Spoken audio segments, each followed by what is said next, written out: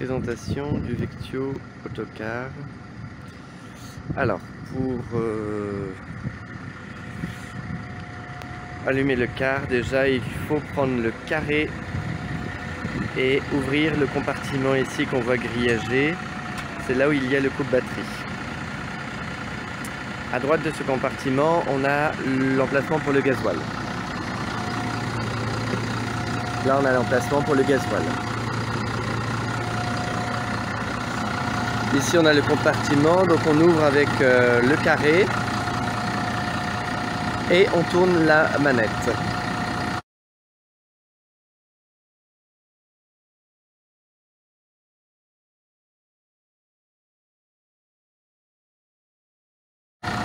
À l'arrière, on va avoir le capot.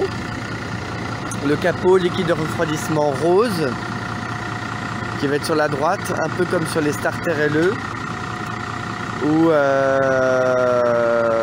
devra mettre un objet dedans pour faire les niveaux, et huile également à faire au capot à l'arrière.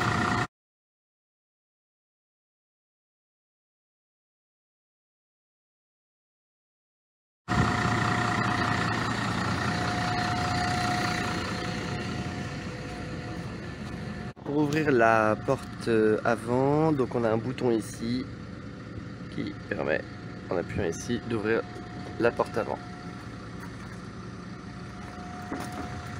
À l'intérieur du véhicule, donc on va retrouver une configuration en 2 portes et non pas 3 contrairement aux Isuzu.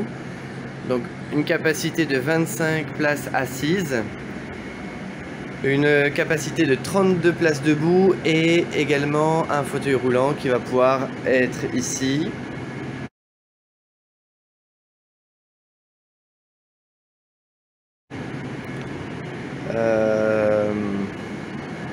Une trappe pour fauteuil qui fonctionne comme sur les City 45, Setra, Starter LE et Isuzu. Une rampe manuelle.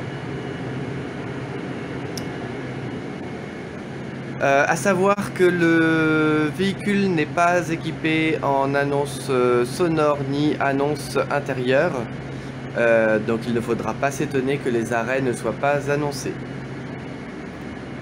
Donc pour accéder au poste de conduite, nous avons un portillon. Ici on accède côté gauche, on soulève la poignée et on peut ouvrir le portillon. Donc le portillon, on a un compartiment pour ranger des affaires et des guides. On a ici côté droite donc la tablette. On va retrouver ici donc l'éclairage bien sûr pour le poste de conduite, l'éclairage en 2 temps pour les passagers. Ici on a la suspension monte-baisse. Ici on ne fait que monter lorsque le bouton est mis comme ça. Après le véhicule revient à son niveau. Ici on a le bouton des portes 1 et le bouton de porte 2. À savoir que c'est pas éclairé hein. Si c'est ouvert ou fermé, il faut regarder au tableau de bord.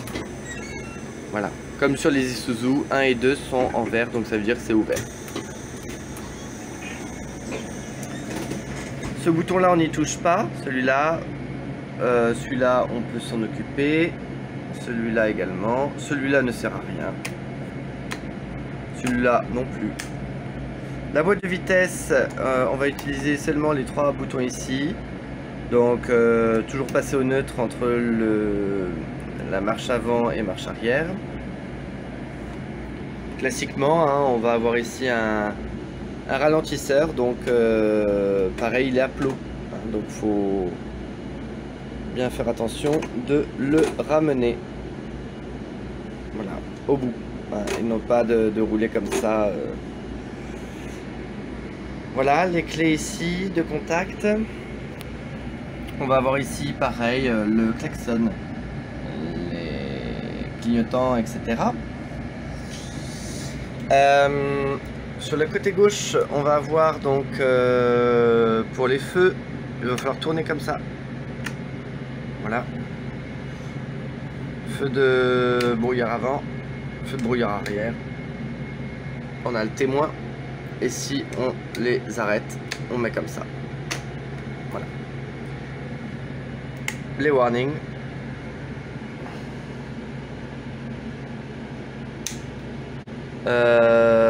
Le AD. EAD, un coup batterie d'urgence. Ici c'est une fonction que je redirai tout à l'heure. Ce bouton là ne sert à rien, ça c'est comme les Isuzu, on s'en sert pas trop. Le réglage est rétro, à savoir que le gauche fonctionne mais le droite non. Ici on s'en sert pas.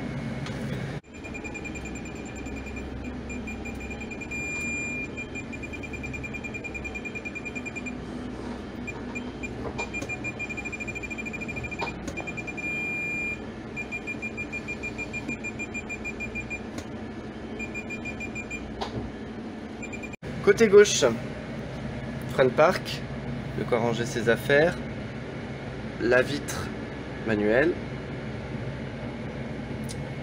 On va avoir donc ici, côté gauche, ici le désembuyage rétro qui va être également affiché ici au tableau de bord.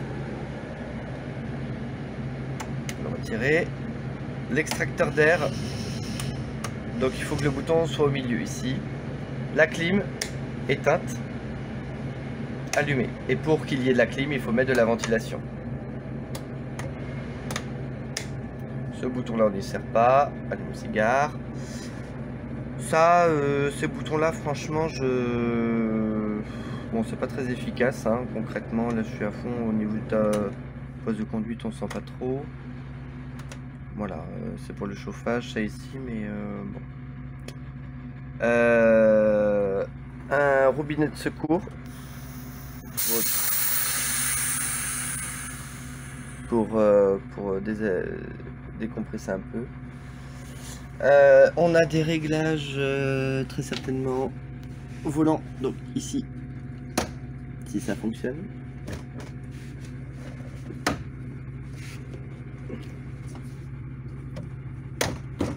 Ah si, ça fonctionne. Voilà, donc là toute la console en fait est réglable.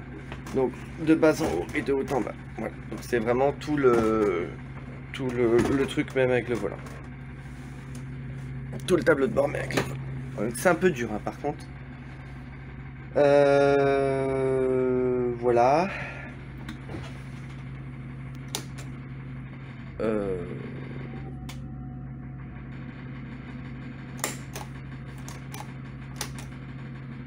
Là par exemple si on est en D, ça reste sur D.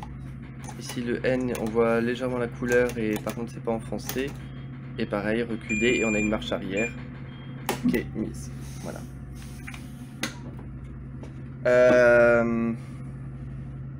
Pour la girouette, donc la girouette on va être en haut, c'est ici. On va avoir un autoradio ici qui fonctionne très bien. Et le chrono où on ne s'en sert pas, on le laisse sur out, donc on n'insère pas sa carte chrono. On va avoir bien sûr ici de quoi baisser et remonter très certainement. Et pour remonter, on va devoir mettre ici et appuyer ici sur une petite languette. Et pour le pare-soleil, donc conducteur, donc il faut ici soulever légèrement ici et abaisser en même temps. Sinon en fait ça revient sans cesse pour bloquer en fait le pare-soleil. Voilà. Voilà. Et pour le remonter, ne surtout pas appuyer sur la tirette hein, parce que tout va s'envoler. Ne surtout pas appuyer ici. On va plutôt appuyer ici. Voilà. Ici et on va le faire remonter légèrement si ça veut bien. Voilà. Pour le bouton d'arrêt demandé, donc l'arrêt demandé va sonner comme ça. Et on va avoir le exit qui va s'afficher au tableau de bord. Il s'enlèvera lorsque la porte arrière s'ouvrira.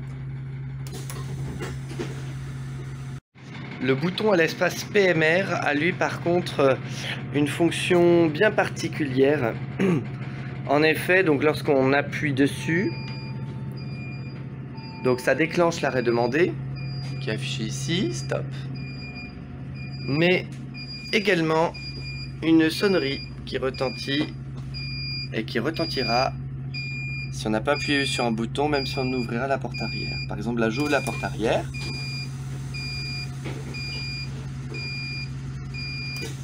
Je la referme.